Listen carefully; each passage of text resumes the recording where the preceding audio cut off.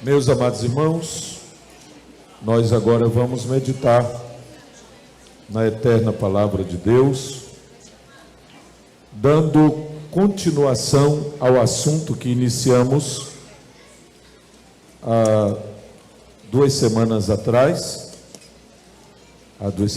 portanto, no dia 17, nós iniciamos um estudo sobre pais cristãos. E eu queria que você repetisse esse tema, por bondade. Coloca aí o título, irmão. Tem um slide só com o título, ou não? Mas você já está com o esboço na mão. Acompanhe aí, por bondade. Leia aí o título. Pais cristãos, discipuladores para toda a vida. Você que é pai, você que é mãe, está incluído nessa ordenança bíblica de criar o seu filho, sua filha, nos caminhos do Senhor. E nós vamos dar continuidade. Nós paramos no dia 17, no 2.2. Paramos no 2.2. E agora vamos retomar a partir do 2.3.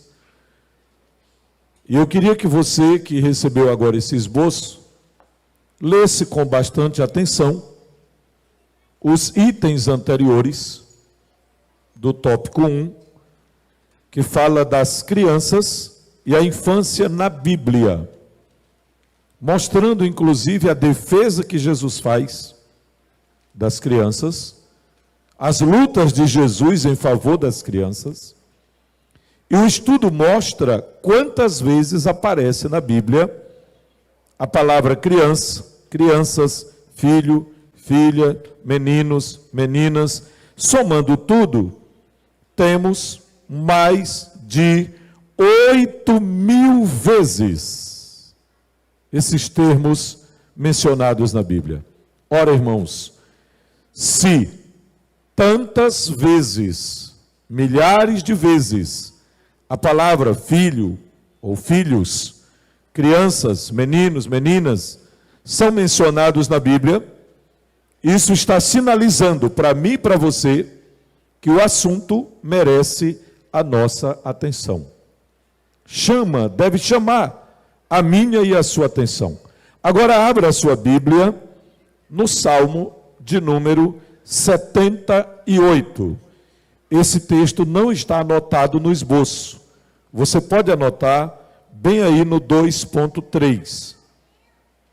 Ou em cima, entre o 2.2 e o 2.3, anote Salmos 78, dos versículos 4 ao 8. Agora escute como é importante. Não precisa colocar o texto aqui na tela, irmão Neto. Coloque já o slide, 2.3, ok? Na verdade é o primeiro que está aí. O senhor coloca só o slide e os irmãos vão acompanhando. Vamos ler Salmo 78, versículos 4, do 4 ao... Na verdade, eu vou começar do versículo 3 até o versículo 8. Quem encontrou o texto aí, abrindo a sua Bíblia? Não é esse aí é o começo, irmão Neto. É o 2.3, que nós vamos trabalhar agora. Vamos iniciar do versículo 3. O que ouvimos e aprendemos, o que nos contaram nossos... Quem contou? Os pais. Aqui já tem a primeira lição para nós. O salmista está dizendo, inclusive esse salmo é um salmo didático de Asaf, que é autor de 12 salmos, responsável pelo cântico no templo. Ele era uma espécie de corista, uma espécie de regente, um compositor, na verdade. E ele está dizendo que havia aprendido com os seus pais. Agora, o versículo então afirma: o que ouvimos e aprendemos, o que nos contaram nossos pais. Versículo 4, leiam todos vocês. não o encobriremos a seus filhos. Contaremos a vindoura geração. Contaremos o quê? Os louvores do Senhor e o que mais? O seu poder e o que mais? As maravilhas que o Senhor fez. É tarefa nossa contar para os nossos filhos hoje, como também a vindoura geração. Aí está a responsabilidade dos pais no discipulado dos filhos, porque a educação começa em casa. Eu disse aqui na ministração anterior que há muitos pais, secularmente falando, fora da igreja, que eles esperam que as professoras e os professores, ou os diretores de escola, ou a escola, por assim dizer, eduquem os seus filhos. Na verdade, esse papel é dos pais. A educação começa em casa. Começa em casa. Os pais não devem esperar apenas da escola. A escola deve ser a continuidade da educação que começa no lar. É assim que a Bíblia ensina e é assim que a cultura judaico-cristã, que por mais de 2000 anos tem se impregnado em todo o Ocidente e grande parte do Oriente, isso já é do nosso conhecimento. A educação, portanto, deve começar em casa, no lar. Vamos ao versículo 5. Aliás, eu quero repetir parte do versículo 4. O que precisamos contar à vindoura geração? 3 coisas que o Salmo destaca: os louvores do Senhor, o poder do Senhor e as maravilhas do Senhor. Temos que ensinar os louvores, ou ensinar por que Deus deve ser louvado, mas isso tem que ser transmitido mesmo, tem que ser ensinado. Não é só dizer, meu filho vai para a igreja, meu filho vai para a escola dominical. Há pessoas que entendem errado Provérbios 22:6. Lá está escrito: ensina a criança no caminho em que deve andar. Olha aí, ó, no caminho. Tem gente que quer ensinar apenas o caminho. Vai por ali, pega a direita, pega a esquerda, depois faz uma curva, faz isso, faz aquilo, passa por ele. Não, não. Não é ensinar o caminho. O texto está dizendo ensinar no caminho. É junto. Junto com ele, junto com ela. Não apenas falando, mas com o seu exemplo, com o seu modelo de vida. O seu modo de viver ensina muito, e ensina mais do que muitas palavras. Um exemplo vale mais do que centenas de palavras. Quando eu estudava no seminário em Belém, bairro do Marco, onde eu passei 3 anos no seminário interno, de vez em quando pegava o coletivo e ia atender convites para pregar em alguma congregação, e os seminaristas gostavam muito disso. E nós passávamos na Avenida Almirante Barroso, que é aquela principal para quem vai chegando em Belém, né? E lá passava em frente um quartel do Exército. E havia umas letras assim, quase que garrafais, letras bem grandes, escrito assim: palavras convencem, mas o exemplo arrasta. Palavras convencem, o exemplo arrasta. Nunca esqueci. Sempre que passava ali, gostava de ver, de ler aquilo ali, e ficava pensando. Lembrei disso agora. Os pais são os discipuladores, primeiro. Aqueles que são os primeiros professores, os primeiros mestres, os primeiros educadores. E no campo espiritual, no campo teológico, na linguagem de alguns, no campo religioso, Deus espera que cada pai, que cada mãe tome essa iniciativa e faça a sua parte. Quem entendeu diz amém. Versículo 5, os irmãos podem ler. Ele estabeleceu um testemunho em Jacó, instituiu uma lei em Israel. E ordenou a quem? A nossos pais. Que fizesse o quê? Que transmitisse aos seus filhos. Que coisa extraordinária. Foi o próprio Deus quem ordenou, a fim de que a nova geração, versículo 6, a fim de que a nova geração os conhecesse esses caminhos, conhecesse essas instruções, essas ordenanças. Filhos que ainda hão de nascer, se levantassem e por sua vez os referissem aos seus descendentes. Ou seja, olha a preocupação de Deus. Os que ainda iriam nascer já eram para aprender com os pais, e o mesmo que aprenderam, repassar aos que nasceriam depois, os que viriam depois. É uma geração ensinando a outra geração. Diga assim: eu estou aí no meio. Eu estou incluído aí. Nós estamos aqui, porque hoje essa instrução também é repetida no Novo Testamento. E aí nós temos a base exegética, a base doutrinária, o princípio hermenêutico. Quem estuda teologia sabe disso, que você não pode pegar qualquer texto e interpretar ao seu bel prazer. Um texto só pode ser bem interpretado à luz do contexto.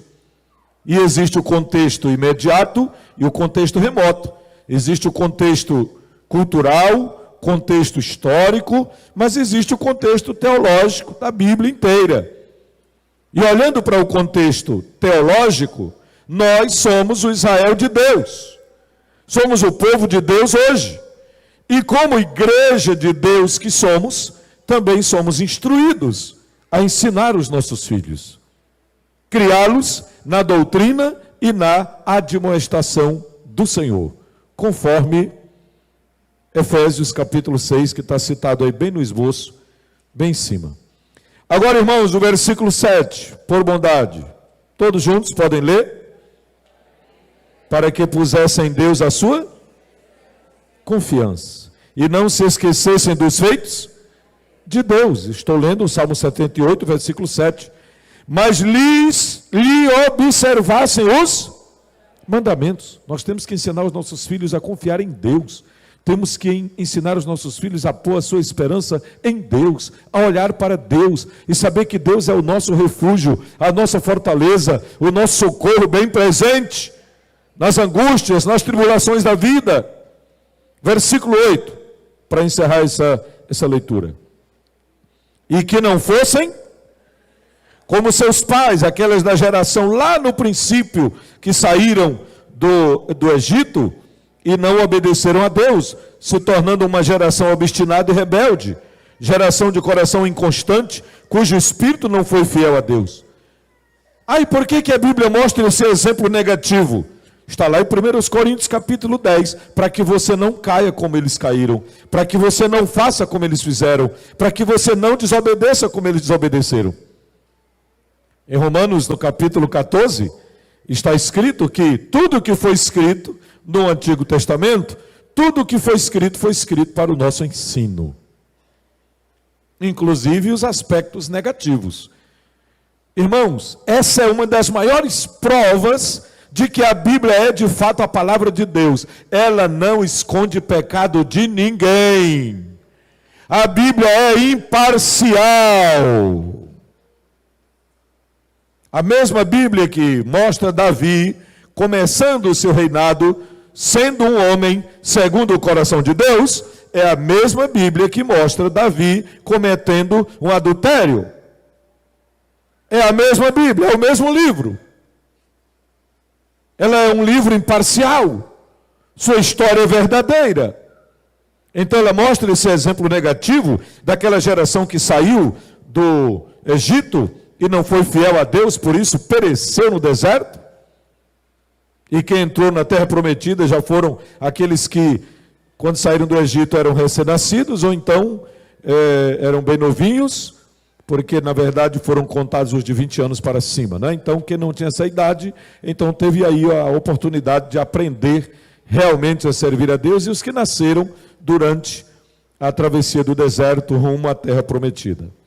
Muito bem, mas olha agora para o nosso esboço, 2.3. Por bondade, leia, está aí na sua mão. O dever, a esperança e o alvo de pais cristãos são o quê? Educar uma criança moralmente responsável. Moralmente responsável. Que faça o quê? Que receba a salvação em Jesus Cristo. Cuja vida seja governada pelos preceitos de Jesus Cristo. E reflita o seu amor. Em outras palavras, eu preciso ensinar às minhas filhas, aos meus filhos, aos meus descendentes, que eles precisam ser discípulos de Jesus. Que eles devem ser discípulos de Jesus. Você deve ensinar aos seus descendentes, você como discípulo de Jesus, você como alguém que segue a Jesus, você deve fazer a sua parte ensinando os seus filhos os caminhos de Cristo Jesus. 2.4. Aliás, eu queria que você anotasse aí uma referência. Vocês anotaram o Salmo 78, não foi? Ok, então para o 2.3 você já tem aí essa referência. Agora vamos para o 2.4, todos juntos. Assim como nós devem ser discípulos do Senhor Jesus Cristo. Quero que você anote duas referências, uma do Antigo e outra do Novo Testamento. Antigo Testamento, Josué 24, 15. Todos vocês sabem, memorizado. Como é que está escrito lá? Eu e a minha casa serviremos ao Senhor. Mas na verdade, aí é só o finalzinho do versículo, né? Ele começa assim: porém, se vos parece mal servir ao Senhor, escolhei hoje a quem sirvais. Se aos deuses a quem serviram vossos pais, que estavam da além do rio, ou aos deuses dos amorreus, em cuja terra habitais. Aí é que ele levanta a sua tese. Aí ele levanta a sua voz de comando. Porém, eu e a minha casa já tomamos a decisão. Eu e a minha casa serviremos ao Senhor. Serviremos a Yahvé. Serviremos ao Eterno. Serviremos ao Deus de Abraão, de Isaac e de Jacó. Glória a Deus. Esse é o texto que eu quero que você anote aí, do Antigo Testamento. E do Novo, Efésios, capítulo 6, versículo 1. Vós, pais, diz o texto, criai os vossos filhos, do 1 ao 4, mas eu vou ler só o versículo 4. E vós, pais, não provoqueis vossos filhos a ira, mas criai-os na disciplina e na admoestação do Senhor.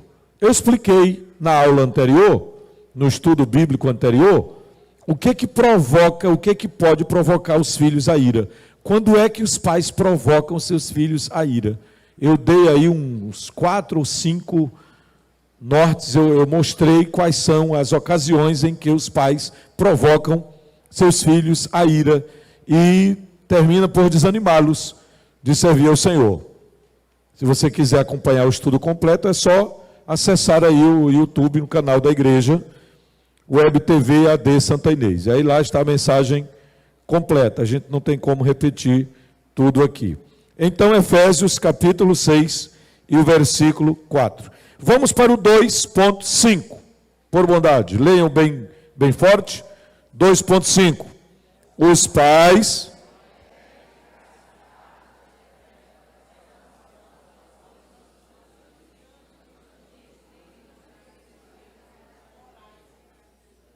quer dizer que você não deve ficar só esperando cair, ouvir uma nuvem do céu e ouvir uma voz lá de dentro para o seu filho ouvir, não é? E sua filha ouvir, ou então uma revelação especial de anjos que apareçam para dizer como é que seu filho deve servir ao Senhor. Não, não espere isso.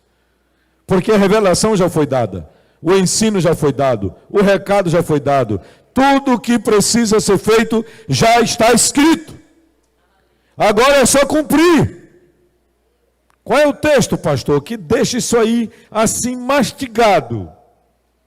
2 Timóteo, capítulo 1, versículo 5. Além do que já está aí. Está escrito Efésios 6,4.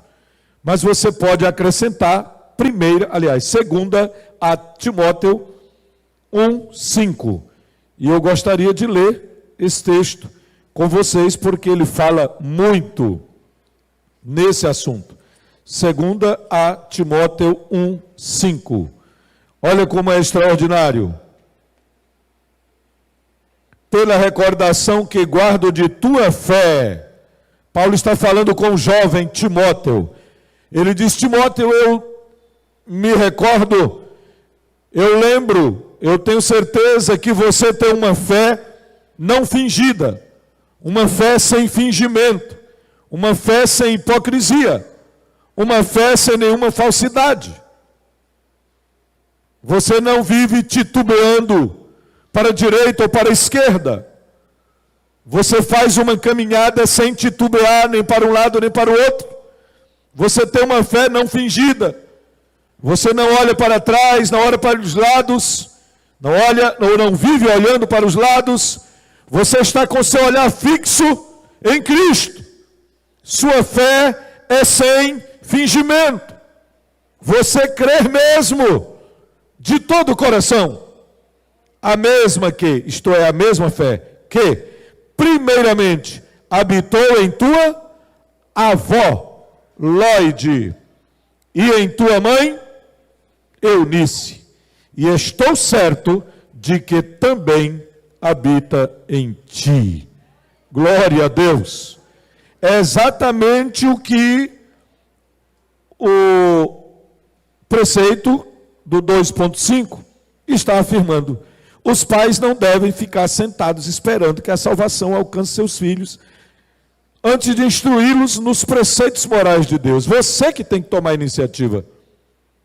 Orando pelos seus filhos, ensinando seus filhos a servirem a Deus, ensinando seus filhos a amarem a Deus, ensinando seus filhos a aprenderem a obedecer, a honrar a Deus. Como é que eu vou fazer isso, pastor? Me dê aí alguns exemplos práticos. Tem aí, missionária? Me ajuda aqui. Lóide era a avó, Eunice a mãe.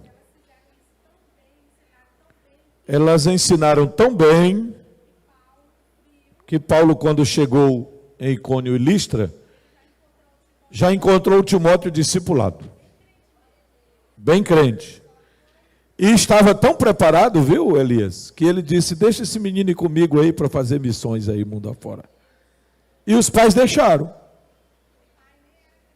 E o pai era grego, a mãe era judia, o pai era um gentil, e possivelmente não cristão, mas deixaram, permitiram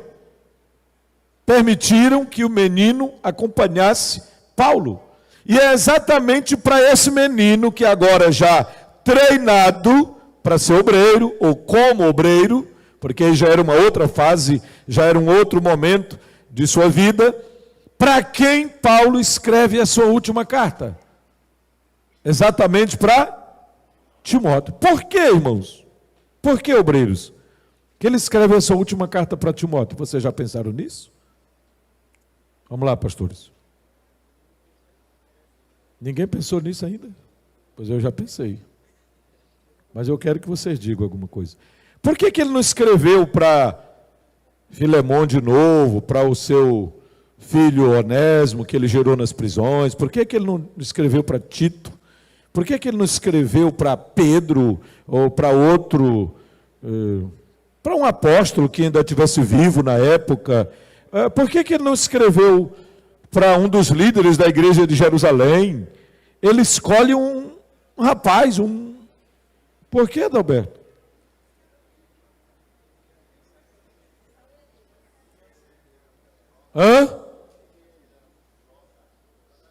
Pastor José está dizendo, eu ainda não cheguei nesse... Porque nós contamos um negócio aqui ontem, né? Da resposta do doutor Gusso. Algumas perguntas que nós fizemos lá para ele. Bem, irmãos, são muitas razões, mas eu quero citar pelo menos duas. Sabe por quê? Que é Timóteo que recebe a última carta de Paulo. Preste bem atenção. Paulo já sabia o dia da sua morte. Paulo já sabia que já havia saído a decisão lá do juiz, que era o próprio César, né? A decisão já havia saído e ele havia sido condenado à morte. Tanto é que ele começa o capítulo 4 dizendo, meu corpo já está sendo oferecido como sacrifício que se derrama, como libação. Os meus dias são chegados mas eu quero te dizer, Timóteo, que eu combati o bom combate, eu completei a carreira e guardei a fé. Desde agora, a coroa da justiça me está reservada pelo reto juiz, a qual ele dará, não somente a mim, mas a todos quantos amam a vinda de Jesus. Aleluia. Por que ele escreve para Timóteo? Primeiro, porque Timóteo foi uma das pessoas em que Paulo mais investiu tempo e ensinamento. Tempo e ensinamento. Companheirismo, conselhos, orientações. E em segundo lugar, porque Paulo tinha absoluta certeza que Timóteo seria o seu sucessor nas campanhas evangelísticas no mundo inteiro. Paulo sabia que Timóteo seria o seu sucessor. Então, em último lugar, ele escreve para Timóteo, irmão João. Não sei se o senhor concorda, mas a minha pesquisa chegou até aí. De entendimento pela história, pelo que foi feito pelo apóstolo Paulo. Ele viu em Timóteo. Ele não estava afirmando que Timóteo deveria ser categoricamente. Mas ele viu em Timóteo as qualidades de alguém que estava preparado para ser o seu sucessor. Ele estava dizendo, o trabalho da evangelização não pode parar. O trabalho da missão não pode parar. A plantação de novas igrejas não pode parar. O treinamento de novos obreiros não pode parar. A missão é de Deus. A missão tem que continuar. A missão não pode parar. Timóteo, prega a palavra, instas, a tempo e a fora de tempo, quer seja oportuno, quer não. Ele viu em Timóteo as qualidades de um homem de Deus. Deu todas as instruções teológicas, missiológicas, ministeriais, práticas. Falou de todos os grupos de pessoas que se congregam numa igreja. Falou de pessoas pobres, de pessoas ricas, de pessoas que podem criticá-lo por ser jovem, de pessoas que teriam talvez um olhar negativo para ele pelo fato de ser muito jovem. Aí ele diz, ninguém despreze a tua mocidade, mas se exemplo na fé, na pureza, na palavra. Então eu não tenho dúvidas que Paulo tinha essa visão em alguém que ele preparou. Meus irmãos, mas tudo começou com a vozinha Lloyd e a mãe Eunice, preparando o menino para servir ao Deus Todo-Poderoso. Como vale a pena o investimento? Como é que você faz isso?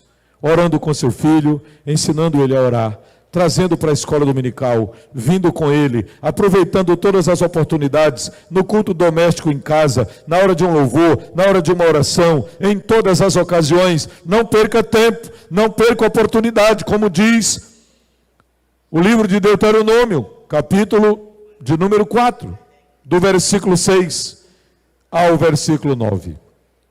Ok, vamos um pouquinho mais adiante. Eu queria que você... Agora é o 2.6. Leiam, por bondade. 2.6. O mais cedo possível. Fazendo o quê? E apresentando Deus aos seus, mostrando-lhes o que Deus espera deles. Abra sua Bíblia em 1 Samuel, capítulo 1. E pode anotar essa referência aí, porque ela tem tudo a ver. Apresente seus filhos a Deus. Dedique seus filhos a Deus. Mostre seus filhos a Deus. Diga para seus filhos quem é Deus.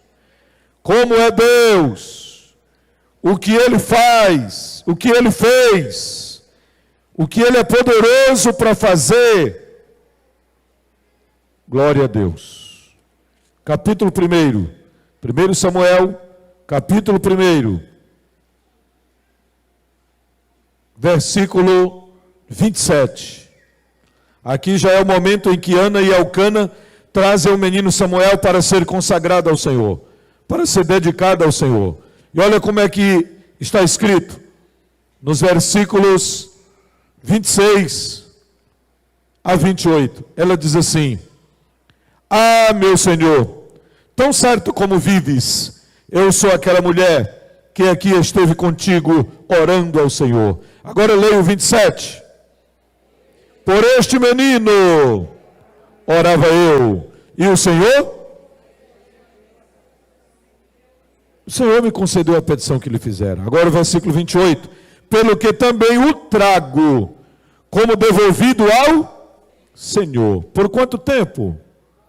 Por todos os dias que viver, pois do Senhor o pedi, e ali eles adoraram o Senhor. Aleluia. É desde cedo, irmãos, é sem perder tempo. Uma vez um casal perguntou a um pastor, quanto tempo nosso filhinho precisa ter para que nós comecemos a educá-lo nos caminhos do Senhor? Que idade ele precisa ter? Então o pastor perguntou, que idade ele tem? Já tem 2 anos. Pois é, a resposta é que vocês já perderam 2 anos. Se ainda não começaram. É desde o primeiro dia. Do primeiro dia de vida. É desde a mais tenra infância. Eu queria que os irmãos me ajudassem a encontrar aquele texto, que eu não anotei aqui a referência, mas me lembrei dele agora. A Bíblia diz que é para vir para a casa do Senhor, é para trazer para a casa do Senhor, até os que estão mamando. Viu, irmãos? Até os que estão sendo amamentados. Eu só sei que é Joel. É Joel, mas eu não... Acha aí rapidinho para eu dizer aos irmãos. Joel 2, e qual é o versículo? 16. Congregai o povo, santificai a congregação, ajuntai os anciãos, reuni os filhinhos e os que mamam. Saia o noivo da sua recâmara e a noiva do seu aposento. Aqui é uma convocação, isso aqui se chama de santa convocação. Todos estão sendo convocados para virem à casa de Deus. Irmãos, será que Deus manda trazer as criancinhas para o templo assim só porque Ele quer dar serviço para os pais?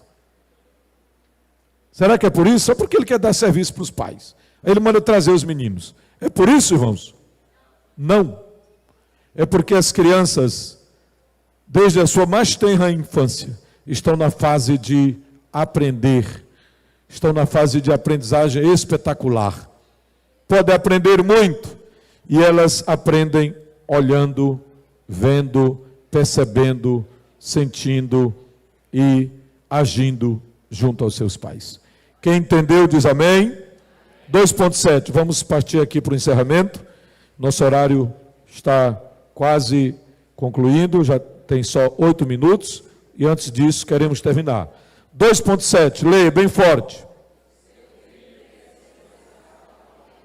A maneira de Deus. O que é que diz em João 14,6? O que é que Jesus disse em João 14,6? Repitam. Respondeu-lhes Jesus. O que foi que ele disse em João 14,6? Não acredito. Já está ali. Ok. 1 de João 5,12.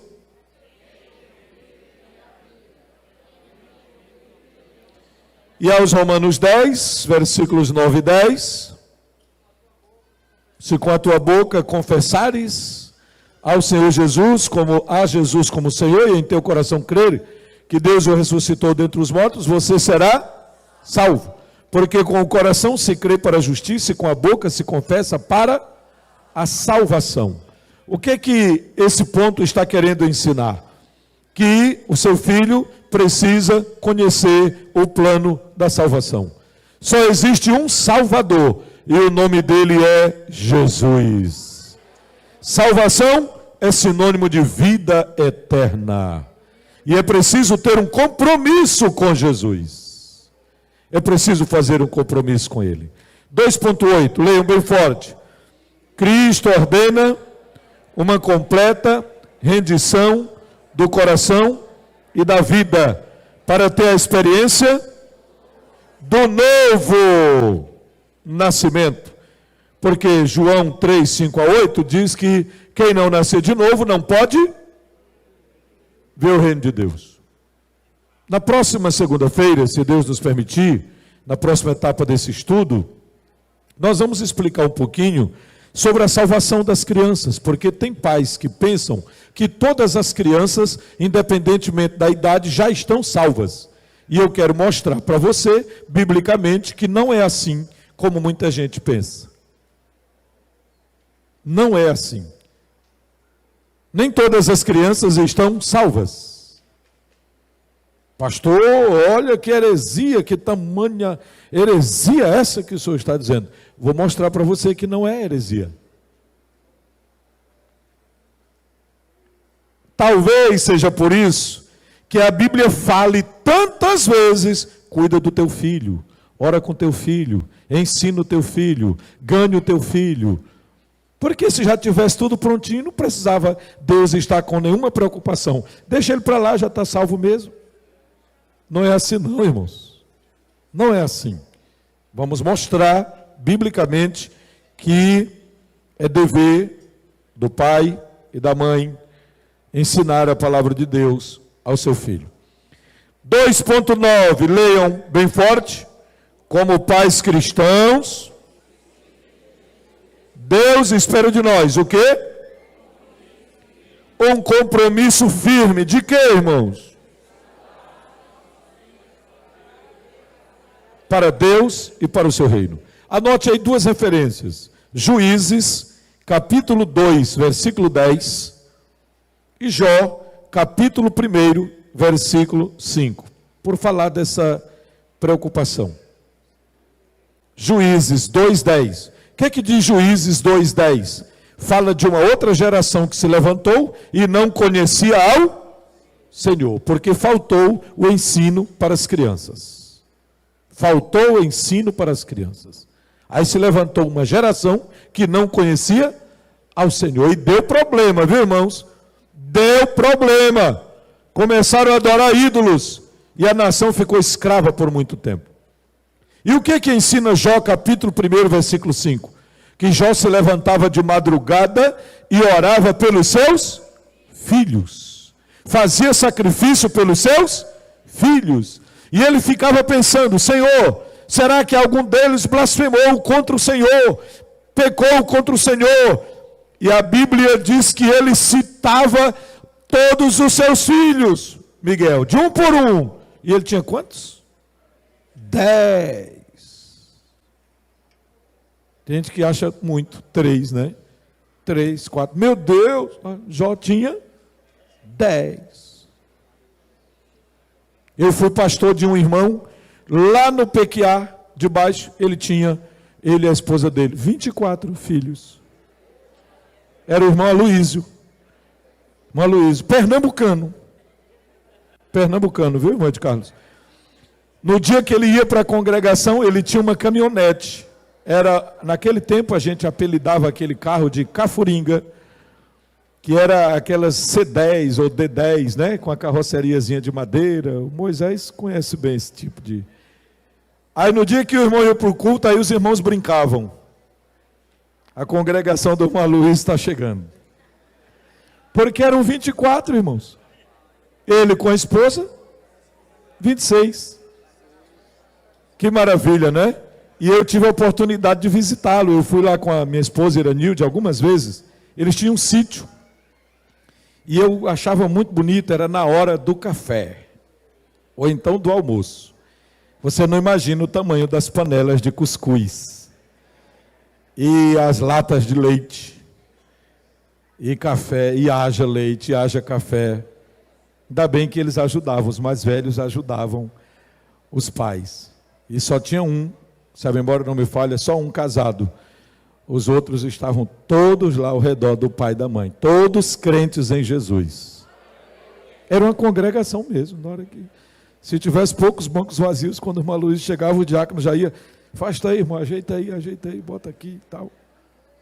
Jó tinha 10, e orava por todos eles, de um por um, nome por nome.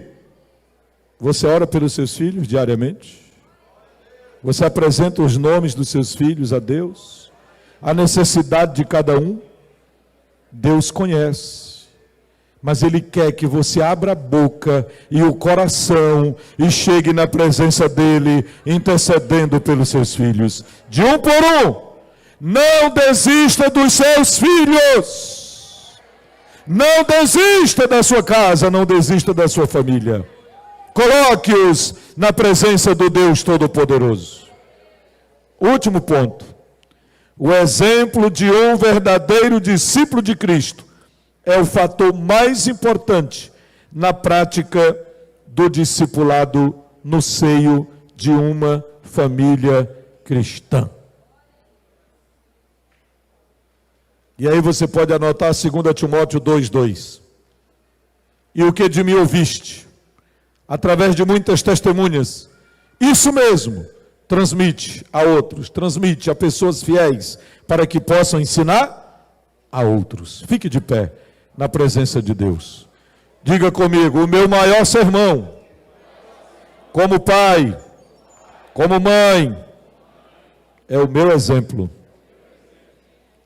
Só os que têm filhos, né, podem dizer isso, ou devem dizer isso. Diga mais uma vez, o meu maior sermão,